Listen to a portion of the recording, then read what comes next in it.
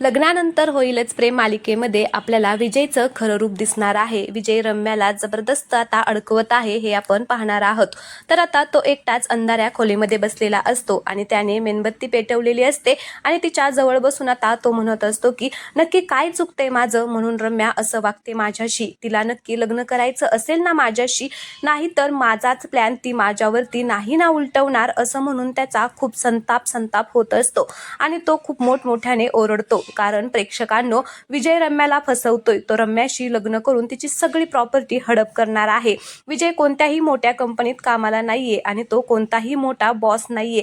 तो फक्त प्रॉपर्टीसाठी रम्याला अडकवतोय. पण रम्याला असं वाटत आहे की तीच विजयचा वापर करून पारशी लग्न करणार आहे. पण विजय खूप डेंजर मुलगा आहे आणि तो प्रॉपर्टीसाठी हे सगळं करत आहे हे तिला आता कधीच कळणार नाही. शेवटपर्यंत आता ती विजयच्या जाळ्यात अडकत जाणार आहे. तर इकडे आपण पाहतो की काव्य आता शांतपणे तिच्या रूममध्ये झोपलेली असते आणि रम्याला काव्याचा खूपच राग आलेला असतो. म्हणून आता रम्या त्याचा बदला घेण्यासाठी काव्याच्या रूममध्ये जाते. तर आता दरवाजा उघडते तर काव्या शांतपणे झोपलेली असते. मग रम्या आता तिच्याच रूममधून एक उशी घेऊन आलेली असते आणि ती काव्याच्या तोंडावरती उशी ठेवून आता तिला दाबत असते. काव्या मात्र आता तरपडत असते. तिला काहीच कळत नसतं की नक्की आता काय करावं ते. रम्या आता उशीने जोरात दाबते. तिला काव्याचा डायरेक्ट आता जीवच घ्यायचा असतो. म्हणून आता ती तिला जोरात दाबते आणि खूप अशी घाबरवण्यासारखे एक्सप्रेशन तिचे इथे आपल्याला पाहायला मिळणार आहेत. पण आता ज्यावेळेस काव्याचे ते तोंड दाबते आणि काव्या एकदम अशी शांत होऊन जाते आणि काव्या हे शांत झाल्यानंतर एकदम अचानक वसवात्या दचकतात. कारण प्रेक्षकांनो, हे वसवात्याचं स्वप्न होतं.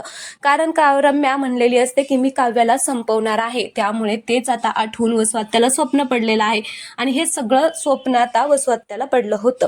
मग वसवात्या घाबरतात आणि एकदम दचकून उठतात. पाहतात तर त्यांच्या शेजारी रम्या नसते आणि उशी पण नसते. म्हणून त्या म्हणतात की नक्कीच ही रम्या गेली की काही मारायला काव्याला. म्हणून आता त्या इकडे तिकडे बघतात तर त्यांना खिडकीपाशी रम्या दिसते. मग खिडकीपाशी रम्या दिसल्यानंतर त्या तिकडे जातात आणि म्हणतात की रम्या, अगं अशी काय भूतासारखी रातची इथे उभा राहिलेली आहे. रम्याला मात्र खूप गरम होत असतं. म्हणून आता ती उशी घेऊन हवा अशी घालत असते.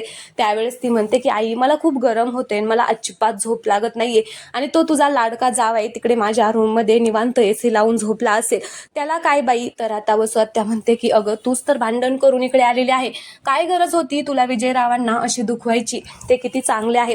त्यावेळेस रम्या म्हणते की बास कर आई, त्या विजयचं कौतुक करणं बास कर. मी ना आता त्या विजयला पण सोडणार नाही. त्याची हिंमत कशी झाली मला हात लावण्याची. त्यावेळेस वसवात्या म्हणतात की अगं तो चांगला मुलगा आहे, त्या पारचा नाद तू सोड आणि त्या विजयशी लग्न कर खरोखरच. त्यावेळेस रम्या खूप चिडते आणि म्हणते की आई बास, आधीच तर मला इथे खूप गरम होते आणि आता तुझं नवीन काय ग. त्यावेळेस ती म्हणते की बरं बाई राणी सरकार, बस इथे, मी तुला हवा घालते. असं म्हणून आता वसवात्या रम्याला हवा घालत असतात. कारण त्यांना त्यांच्या मुलीची पण काळजी असते. तर रम्या आता तिथे बेडवर जाऊन बसते आणि वसवात्या तिला हवा घालत असतात. तर इकडे दुसरीकडे आपण आता सकाळ झालेली आहे आणि पाहतो की आता नंदिनी आणि जीवा झोपलेले असतात. जीवाला जाग येते आणि तो नंदिनीकडे पाहतो आणि म्हणतो की किती छान दिसत आहे माझी बायको, किती प्रेमळ आहे, सगळ्यांची काळजी घेते आणि आता माझ्या होणाऱ्या बाळाची ती आई सुद्धा आहे आणि किती झोपल्यावरती ती आता छान वाटते, इनोसंट वाटते. पण उठल्यावरती तिचा इनोसंट कुठे जातो काय माहिती, शेरणीसारखी धावूनच येते, असं आता तो म्हणत असतो आणि आता उठायला जातो. पण त्याला काही उठताच येत नाही. नंदिनी त्याच्या अंगावरती हात टाकून झोपलेली असते. तर नंदिनी पुढे पुढे सरकते. तो उठण्याचा प्रयत्न करत असतो पण नंदिनी त्याला जाम पकडते. मग आता तो म्हणतो की नक्की ही जागी आहे काय. तर आता तो बघायला जातो, तो ती जागी असते. मग दोघेही एकदम उठून बसतात आणि जीवा म्हणतो की काय म्हणजे तू जागी होती, हे सगळं नाटक करत होती. तर नंदिनी म्हणते की हो मी जागी होती आणि एवढंच नाही, तुम्ही जे काही बोललाय ना ते मी सगळं ऐकलेलं आहे.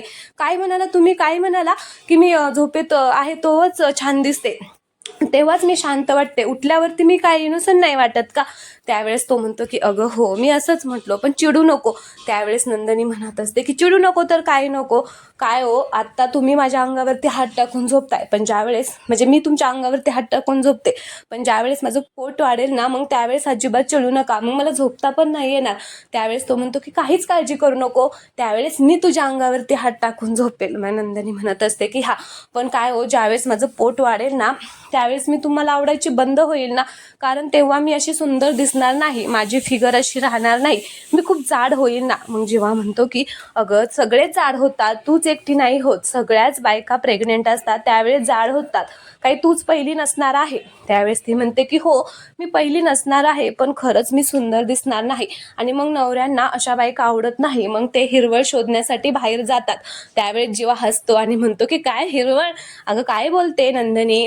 तर तो म्हणतो की मी असं कधीच करणार नाही. मग तो नंदिनीला आरशामध्ये दाखवतो आणि म्हणतो की मला माझी बायको आत्तापेक्षा जास्त आवडेल. ज्यावेळेस ती प्रेग्नेंट म्हणजे पोट वगैरे वाढेल त्यावेळेस मला ती आत्तापेक्षा जास्त आवडेल. त्यावेळेस नंदिनी म्हणते की खरं का हो, म्हणूनच मला तुम्ही खूप आवडता.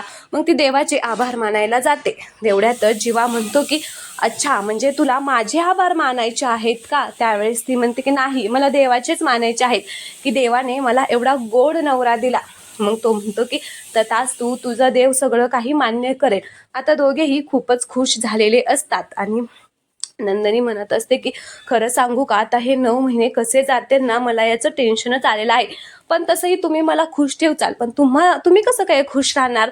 त्यावेळेस तो म्हणतो की मी कसं काय खुश राहणार, मला एक किस्सा हवा आहे. म्हणून आता तो त्याचा गाल जवळ करतो, पण नंदिनी द्यायला लागते. पण तेवढ्यातच गजर वाजतो आणि गजर वाजल्यामुळे दोघेही आता एकदम असे दचकतात. आणि जीवा म्हणतो की काय यार, काय टायमिंग आहे ह्याचं. मग तो म्हणतो की पण जाऊ दे ना, एक दे ना. पण नंदिनी म्हणत असते की नाही या, खूप उशीर झालेला आहे, जावा बरं तुम्ही पटकन ऑफिसला.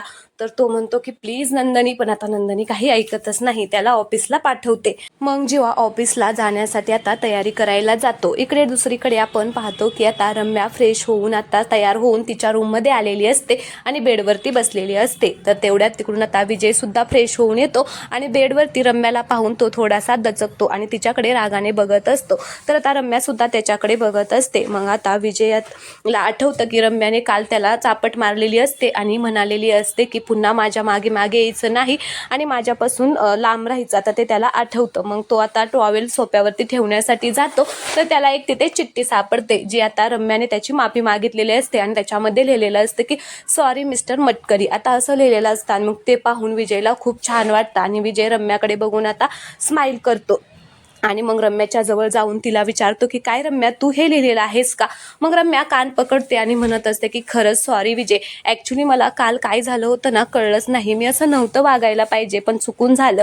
पण आता आय प्रॉमिस, मी आता पुन्हा असं कधीच वागणार नाही, मी तुझ्याशी चांगलंच वागेल, मी जे काही केलेलं आहे ना ते एकदम चुकीचं आहे. त्यावेळेस विजय म्हणतो की खरं तर मी पण सॉरी, ॲक्च्युली तू मला सांगितलं होतं की आपण नंतरनं हे सगळं करूया, आता आपलं खोटं लग्न झालेलं आहे तर आपण याच्यामध्ये काही गुंतायला नको, पण मीच तुझं ऐकलं नाही, खरंच मी पण सॉरी. मग आता दोघेही एकमेकांची माफी मागतात.